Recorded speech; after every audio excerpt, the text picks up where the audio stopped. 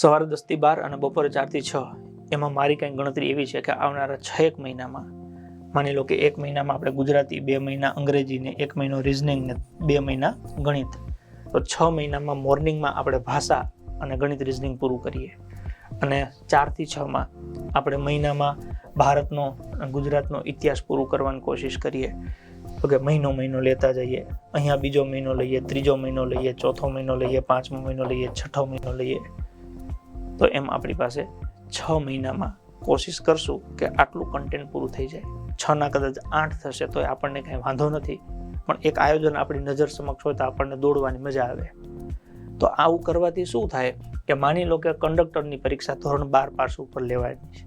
એ કંડક્ટરની પરીક્ષામાં ગુજરાતી 10 માર્ક્સનું છે, અંગ્રેજી 10 માર્ક્સનું છે, ગણિત રિઝનિંગ બે ભેગું થઈને 10 માર્ક્સનું છે, એટલે આ 30 માર્ક્સનું થયું અને સામાન્ય જ્ઞાન છે 40 માર્ક્સનું થયું. 6 મહિના વ્યવસ્થિત મહેનત કરીને આપણે 70 માર્ક્સનું વ્યવસ્થિત તૈયાર કરી નાખીએ તો બાકીનું 30 માર્ક્સનું રહે, એ જ્યારે પરીક્ષા આવે ત્યારે આપણે જોઈ લઈએ. તો કંડક્ટરની પરીક્ષા 12 પાસ ઉપર છે, 25-26 હજારથી સ્ટાર્ટિંગ સેલેરી શરૂ થાય છે, સરકારી નોકરી છે અને સારામાં સારું છે.